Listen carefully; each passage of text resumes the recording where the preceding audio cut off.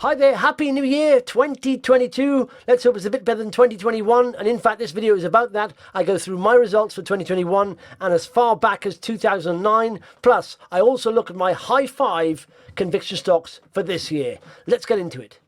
The content of this video does not constitute investment advice. Do your own research. If you do invest in anything mentioned in this video without doing your own research and the share price goes down, you only have yourself to blame.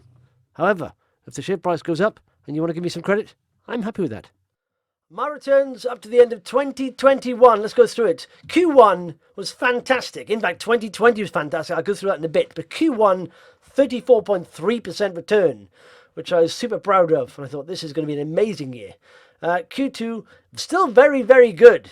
But it started to tail off. And I could see bearishness coming into the market. What's going on here? A grind lower. And so H1 for 2021, I was 62% up. I thought, wow, this is good. And then Q3 happened.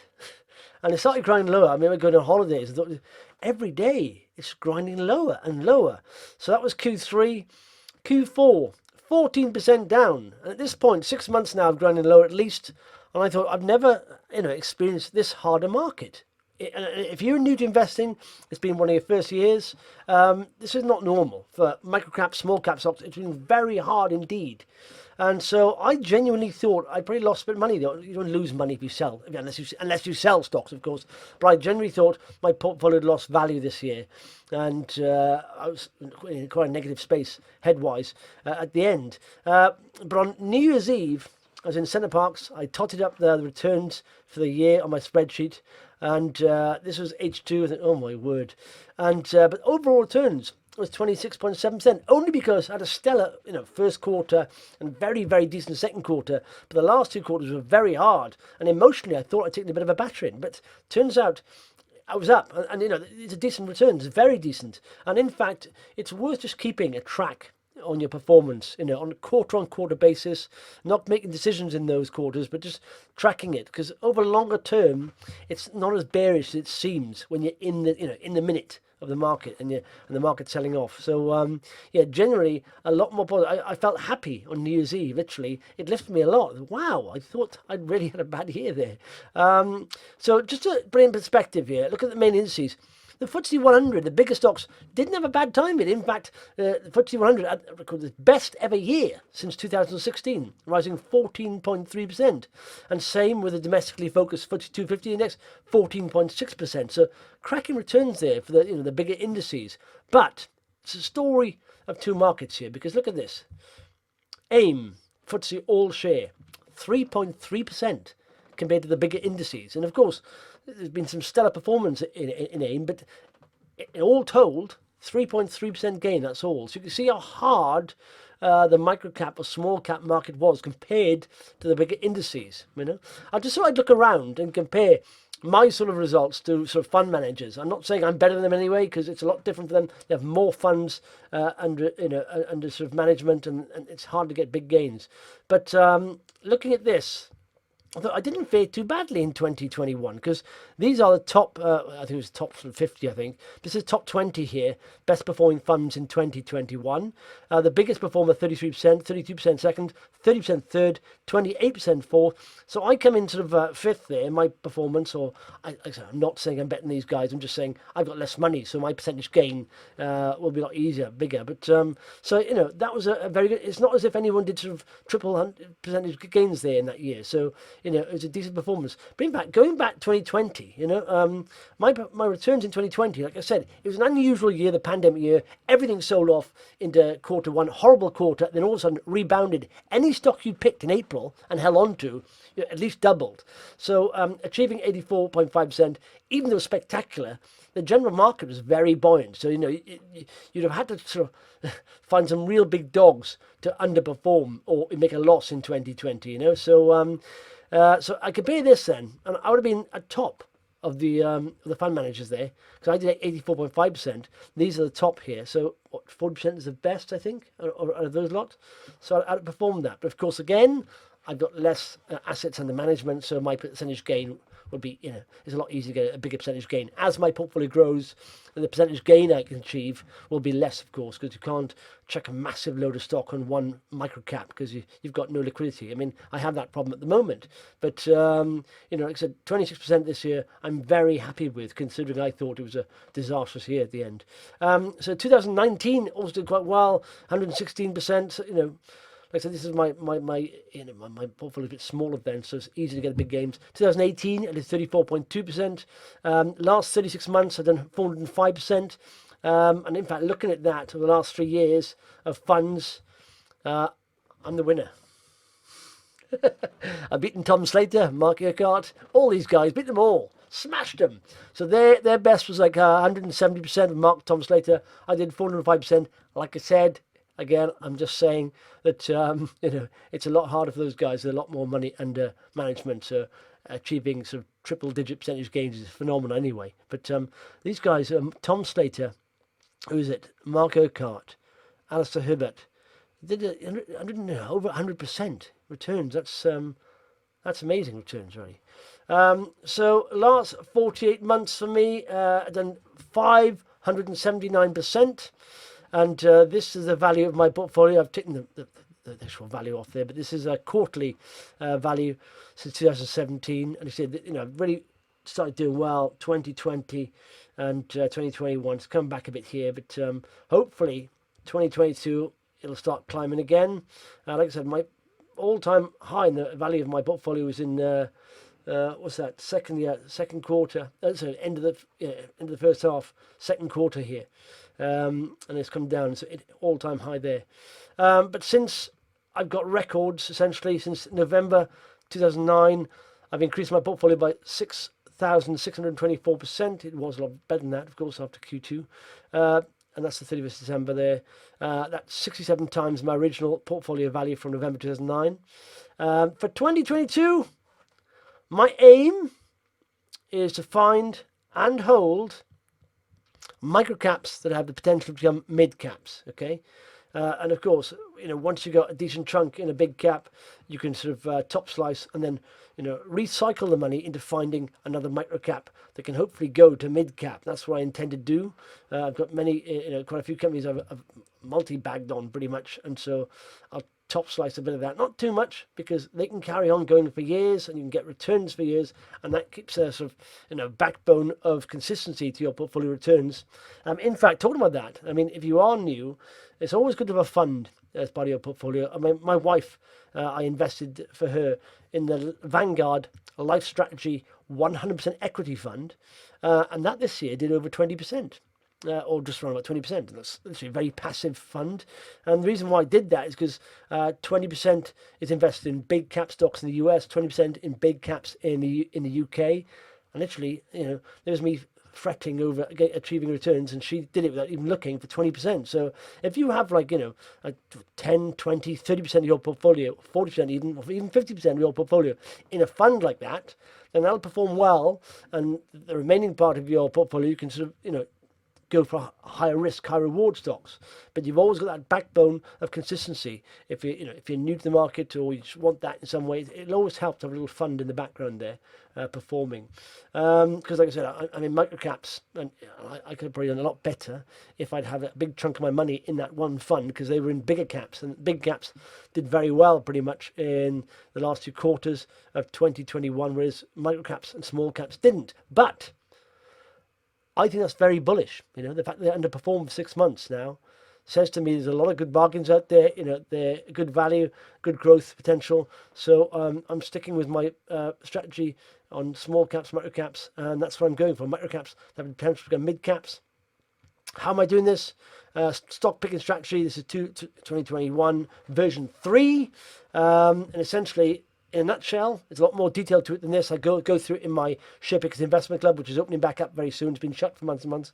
But it's mega trends, and you've got GARP stocks in a mega trend. Okay, so I'm adding to that sort of growth at a reasonable price in a mega trend. What is a mega trend? It's basically something that will be more popular in 10 years' time. Okay, so growth at a reasonable price. Companies have to have those twin engines of growth and value. Like I say, you can see companies with excellent growth, but the valuation is crazy. And they'll take a big knock when they usually report their financials when it doesn't support the actual valuation. So if you've got both there, you know, you're onto a good thing because they're not overvalued, but they've got growth there as well. So good value and they've got growth. Growth provides the upside and value protects the downside pretty much. Okay, these are my high 5 conviction stocks: Biome Technologies, XP Factory, Gfinity, Getec, Trufin. Of course, I've swapped out one of those Getec for Plarion at the moment because even though I love the potential of Plarion, I got caught there, started buying Plarion at 17 pence.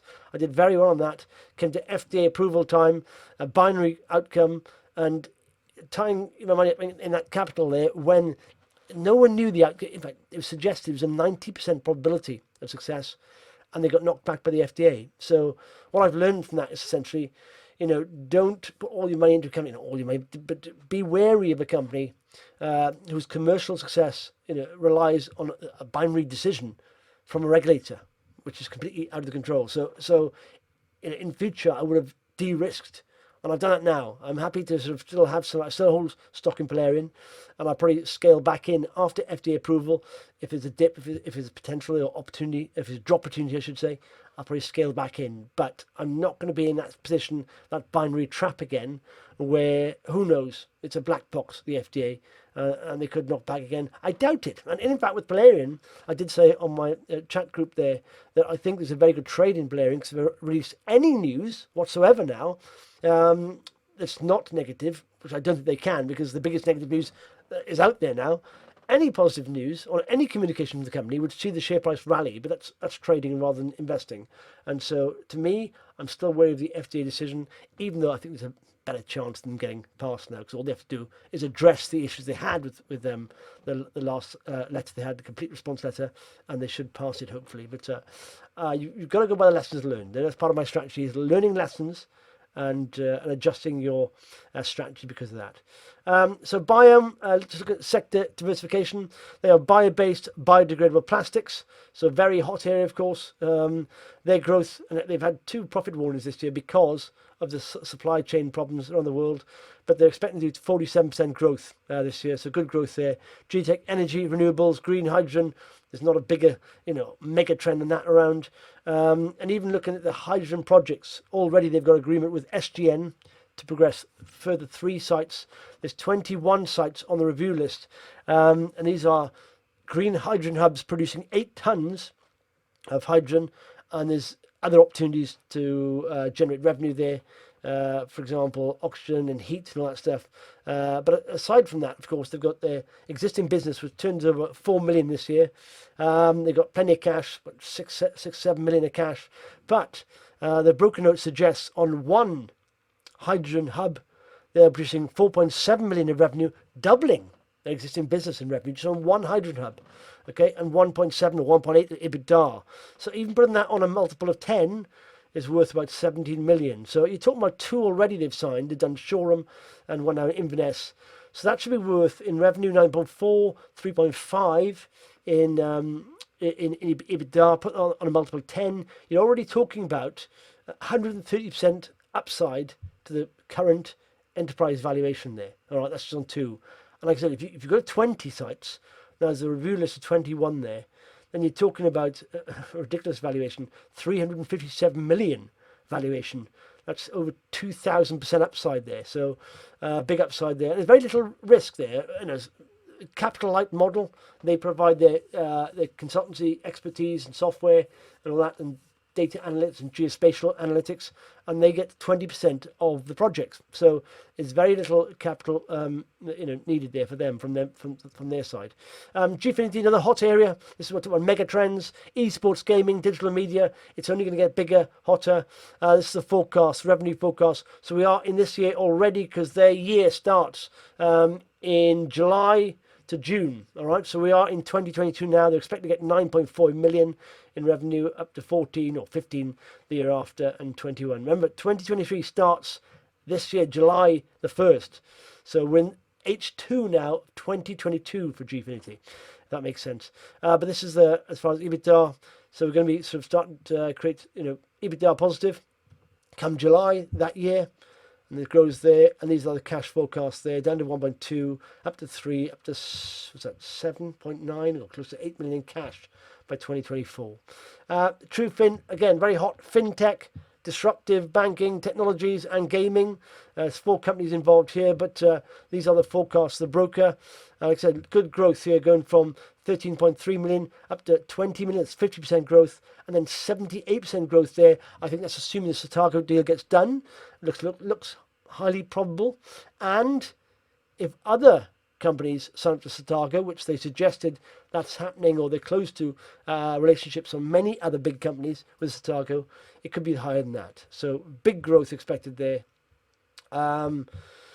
And escape room, of course, battle bars, experiential leisure, competitive socialising, very hot area of leisure. Of course, young people going out there and actually not just sitting down drinking, but having fun there, like doing escape rooms or competitive socialising, throwing darts, shuffle boards, or augmented reality darts, all that kind of stuff. And the growth here is excellent, sort of 81% here from 2021 to 2022, that's 30 million. And 23, and of course they are going to be profitable, EBITDA profitable this year and next year, and growing, very hot areas. All right. So also in 2022, Sharepickers Investment Club, it's been shut for months. I haven't been accepting any new members. There's plenty of members, and this year I will be opening a membership to new members. Will be open for 1 month maximum. I say maximum because there's a cap on membership numbers. Okay, we don't want to get too big, and to keep it manageable for everyone, and so we sort of, it becomes a bit of a community there. It's the maximum amount of people there. So February the 15th to March the 15th will be opening back up for new members if you want to join.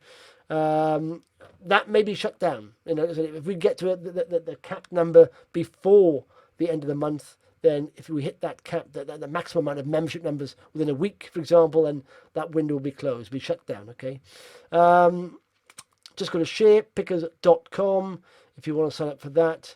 What's it all about? Members only, basically. There's live weekly webinars I do every week where I talk about lessons learned. I talk about strategy update, my strategy. We talk about stock updates, question and answers. You can answer in audio, and live, or in text. It's also recorded and put on the website for later. Exclusive access to stock ideas. So any stock I invest in, and I really like, I got a bit of conviction in, I reveal that to the club a month before I talk about it in public. So give people a chance to research that and decide whether they like it or not. It's up to them. Exclusive access to the Discord chat group forum.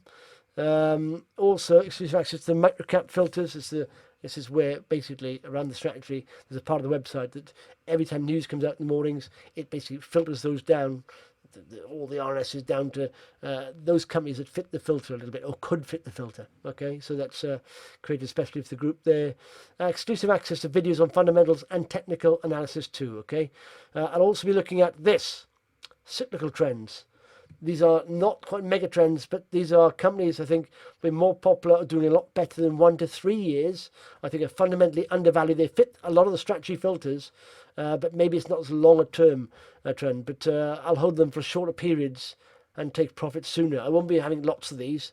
I'd say high 5 conviction stocks. I may have one of these, every 6 months, or whatever. But they are exclusive to the club. I won't be sharing these publicly because they're not a long-term hold. They're more like 6 to 12 months hold. So I won't be sharing those outside the club. All right.